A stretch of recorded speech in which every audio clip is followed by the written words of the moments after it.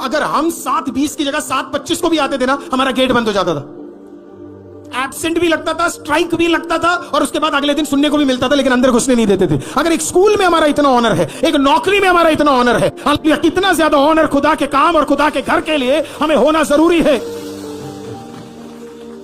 कितना ज्यादा। शैतान का काम हमें क्या कर देना है? कंप्लेशन। तो आपको देखना, कहीं बाइबल पढ़ना, कहीं प्रार्थना करना, उपवास रखना, आराधना करना, कहीं ठंडे तो नहीं हो गए, अगर हो गए तो रिटर्न बैक टू दैट। तीसरा है आइडोलेट्री, मूर्ति पूजा। फैमिलियर स्पिरिट हमारे लाइफ में मूर्ति पूजाओं को लेकर आएंगे, मूर्ति पूजाओं। अब मूर्ति पूजाओं का यह मतलब नहीं सिर्फ एक मूर्ति के सामने आप झुक रहे हो। मूर्ति पूजा का मतलब क्या है? आपके घर के कई चीजें आपके लाइफ में मूर्ति बन सकते हैं। पैसा मूर्ति बन सकता है, काम मूर्ति बन सकता है, लोग मूर्ति बन सकते हैं, पास्टर लोग मूर्ति बन सकते हैं। जब भी आप खुदा से ज्यादा किसी और चीज को प्रथम स्थान दे रहे हो, समझ जाना वहां पे एक फैमिलियर स्पिरिट काम कर रहा है। आपका काम किसी और को प्रथम स्थान देना नहीं है, खुदावन को देना है। आप खुदा को प्रथम स्थान देकर देखो, आप खुदा को प्रथम स्थान देकर देखो, खुदा आपको हर चीज में प्रथम रखेगा। एवरीथिंग में आप नंबर 1 हो जाओगे अगर आप खुदा को नंबर 1 पोजीशन में रखना शुरू कर दोगे। हर चीज में आप ये साल ट्राई करके देखो, 6 महीने आप खुदा को नंबर 1 रखो, 6 महीने बाद खुदा देखना आपको नंबर 1 रखना शुरू करेगा। Every place you shall be blessed, हर जगह पे। लेकिन प्रॉब्लम आइडोलेट्री, हमारे डिजायर्स, हमारी इच्छाएं, हमारी चाहते, ये सब क्या है? हमें लगता है हम उसको, वो आएगा, वो दुष्टात्मा उन्हीं चीजों को प्रायोरिटी देगा। बोले ये ज्यादा इंपॉर्टेंट है तेरे लिए, ये ज्यादा इंपॉर्टेंट है। मेरे को कई लोग आते और मेरे को ये बोलते कि पास्टर जी, हमारे घर में लोग बोलते कि इतना भी कौन प्रार्थना करता है? बोला इतना भी कौन प्रेयर करता है? इतना भी कौन फास्टिंग करने की क्या जरूरत है? इतना भी कौन बाइबल पढ़ता है ना? ये कौन सी बाइबल टीचिंग चल रही है? मतलब ऐसा भी क्या बाइबल टीचिंग है? बोला पूरा तुम ही खत्म करोगे, कोशिश भी कर ले, हम मर भी जाए तब भी बाइबल खत्म नहीं होगा। इतने तो चैप्टर्स है उसके अंदर, इतने तो वर्सेस है उसके अंदर।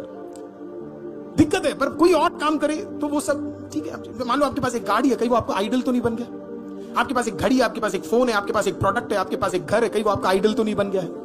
कोई भी चीज को आप खुदा से ज्यादा महत्व दोगे, वो सब मूर्ति पूजा में बदल जाएगा। कोई ऐप तो नहीं है, कोई ऐप फोन के अंदर मूर्ति पूजा का काम तो नहीं कर रहा।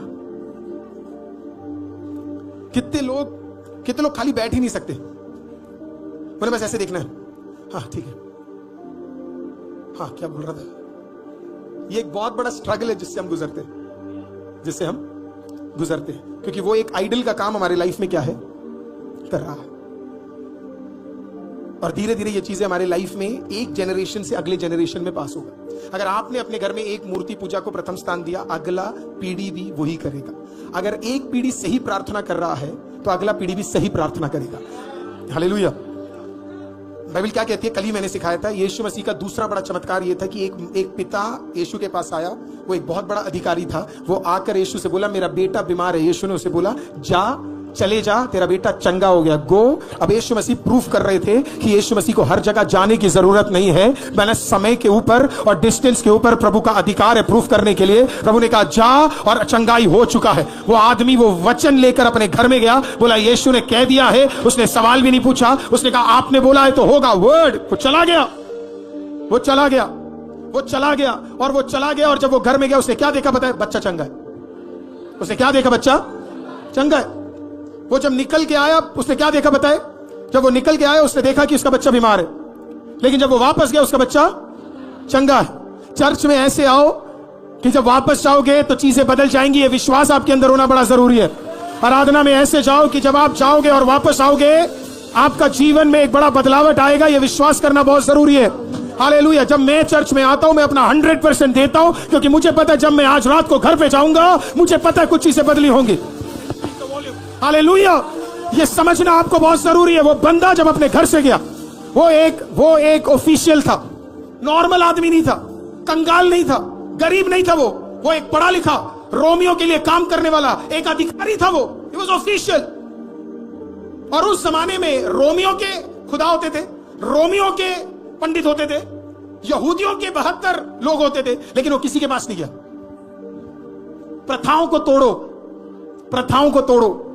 प्रथा यह कहती थी उसे कि तुझे रोमी खुदा के पास जाना है। प्रथा यह कहती तुझे रोमी पंडितों के पास जाना है। प्रथा यह कहती थी रोमियों का जो पूजा करते हैं उनके पास जाना है।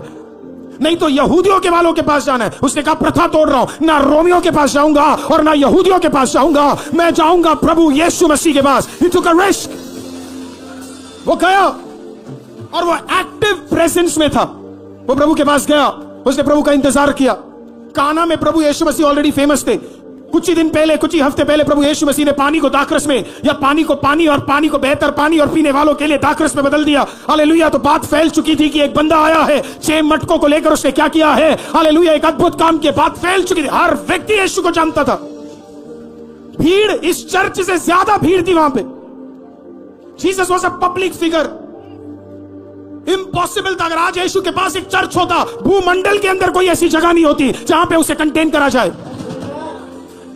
मैं हमेशा कहता हूं अच्छा हुआ प्रभु यीशु चले गए, नहीं तो पूरी दुनिया एक ही राज्य में रहती जिस राज्य में यीशु है। चैलेंज है, मिनटों के अंदर नक्शे बदल देते यीशु मसीह। 3 साल की सेवकाई के अंदर पूरा जूडा, पूरा का पूरा इजराइल बदल दिया। 12 गोत्र हिल गया 3 साल की सेवकाई में। सोचो अगर गलती से 30 साल सेवकाई कर लेता, पूरा दुनिया बदल जाता, हर एक राज्य बदल जाता। यह प्रभु का ताकत है। This is the power of God. आज वही ताकत से परमेश्वर आपके लिए और मेरे लिए भी काम करना चाहता है। लेकिन सवाल ये, आप कदम रख के आए कैसे? How did you come to church? आप कैसे आए आराधना करने के लिए? आप कैसे आए प्रभु की उपस्थिति में प्रार्थना करने के लिए? आप कंप्लेसेंट बनकर आए, या आप ये बोलकर आए कि छोड़ो यार, मुझे आज ज्यादा फर्क नहीं पड़ता, आज मैं कुछ नहीं कर। आप कैसे आए? आप चेकआउट करने आए चर्च, या आप खुदा से कुछ प्राप्त करने आए हैं? आज आप ठंडा बैठने आए या खुदा से कुछ प्राप्त करने आए हैं? अगर आप प्राप्त करने आए हैं तो प्राप्त करने वाले के हाथ भी खुले होते हैं, प्राप्त करने वाले के जुबान भी खुले होते हैं, प्राप्त करने वाले के शरीर का हर अंग कुछ पाने के लिए तैयार बैठा होता है। प्राप्त करने वाला व्यक्ति उस भिखारी की तरह है जो यरीहो के बाहर बैठकर कह रहा था, दाऊद के पुत्र मुझ पे दया कर। प्राप्त करने वाला व्यक्ति। जब आप एक नौकरी पे जाते हैं, आप अपना 100% देते हैं। क्यों? ताकि वो नौकरी मुझे मिल जाए। काश उससे भी ज्यादा इज्जत में, या उतनी इज्जत में, उतने ही तौर तरीके में आज आप यहाँ पे आ रहे होते, तो आज आप खाली नहीं, कई छुटकारे इसी जगह पे प्राप्त करके जाते।